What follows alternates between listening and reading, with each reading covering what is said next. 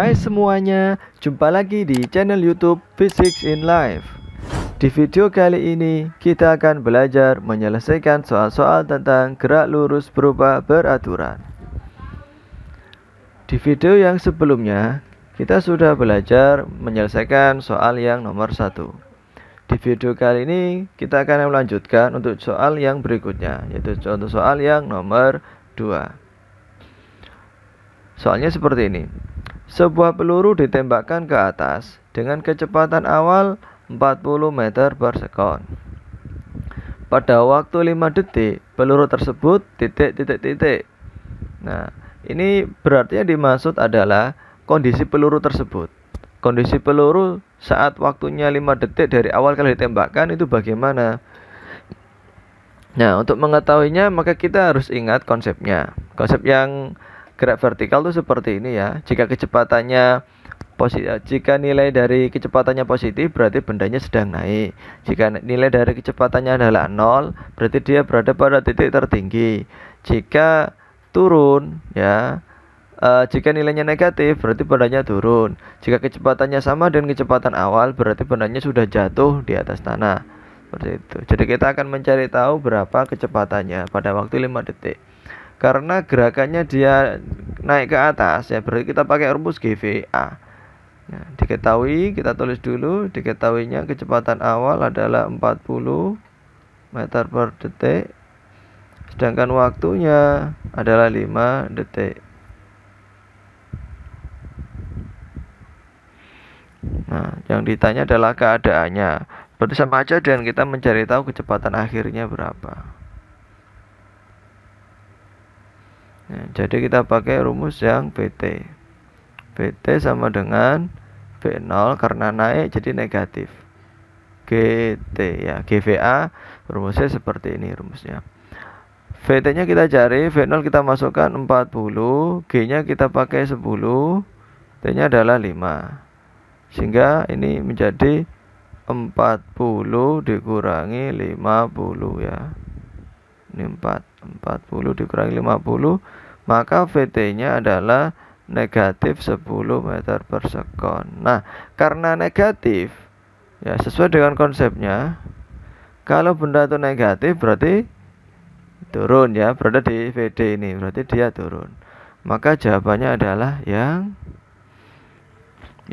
B, bendanya sedang turun. Ya, jadi ini jawabannya, bendanya sedang turun. Sekarang kita menginjak ke soal yang berikutnya, soal nomor 3. Seorang anak melempar batu ke dalam sumur dengan kecepatan awal 5 meter per sekon dan menyentuh permukaan air setelah 2 detik.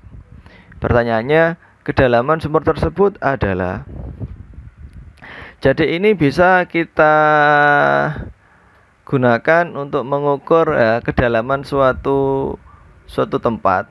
Nah, menurut konsep pengukuran tidak langsung. Jadi pengukurannya itu dengan menggunakan gerak suatu benda yang dilemparkan sampai menyentuh tanah. Saat kita hitung, oh waktunya sekian, kita masuk ke dalam suatu persamaan, suatu rumus, maka diketahui kedalaman sumur. Jadi kita tidak perlu jatuh ke dalam sumur, kita tidak perlu masuk ke dalam sumur mengukur pakai meteran, tidak perlu. Jadi bisa menggunakan percobaan seperti ini. Oke, lanjut kita teliti dulu ya, diketahuinya apa saja. Kita tulis diketahuinya yaitu kecepatan awal V0 sama dengan 5 meter per sekon. Dan waktu adalah 2 detik.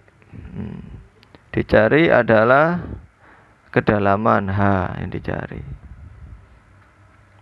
Nah, sekarang yang dijawab. Diketahui, ditanya, dijawab.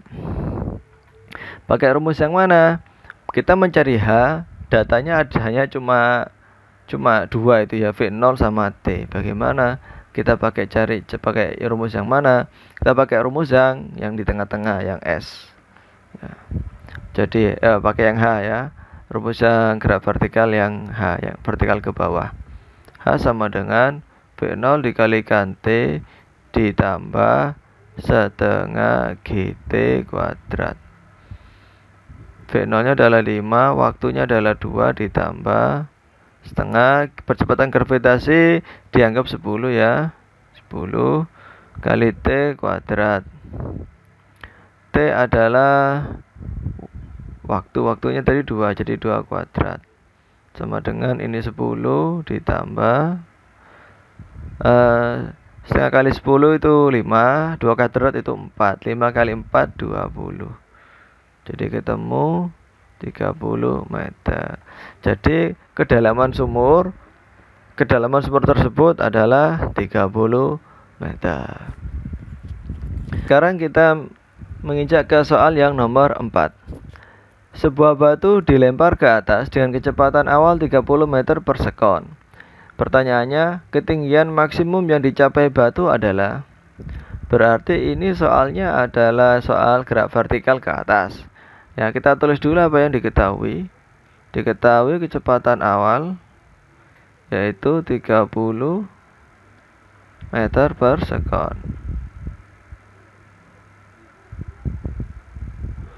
Terus apa lagi ya? Sudah cukup. Oh ya, masih ada lagi yang bisa kita tulis yang diketahui. Itu kan dikatakan ketinggian maksimum. Benda saat mencapai ketinggian maksimum berarti bendanya sudah tidak bisa naik lagi.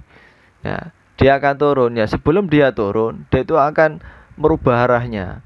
Nah, supaya bisa merubah arah ya dari yang semula naik jadi turun, itu dia harus berhenti sesaat. Sepersekian detik dia itu berhenti, lalu dia akan turun. Nah, berhenti itu kan berarti kecepatannya 0. Berarti saat mencapai ketinggian maksimum, kecepatan benda 0. Berarti VT-nya adalah 0. Ya.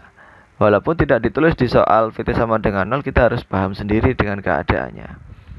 Lalu yang dicari adalah ketinggian maksimum. Ketinggian maksimum bisa kita tulis H max. Ya, ketinggian maksimum. Tuh. Sekarang ya caranya penyelesaiannya. Kita pakai cara yang mana? Kita pakai cara yang VT kuadrat bisa ini. VT kuadrat sama dengan V0 kuadrat minus 2GH. Kita isi VT-nya sama dengan 0. 0 kuadrat sama dengan ini jadi 30 kuadrat min 2 kali G-nya adalah 10. Lah H-nya adalah H max. Ketinggian maksimum. 0 sama dengan 900 dikurangi 20 kali H max.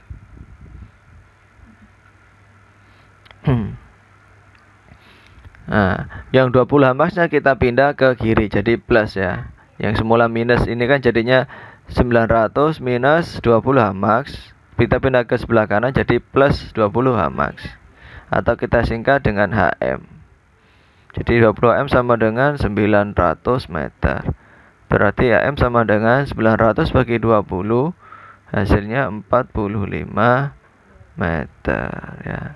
Jadi ketinggian batu tersebut adalah ketinggian maksimum ya adalah 45 meter.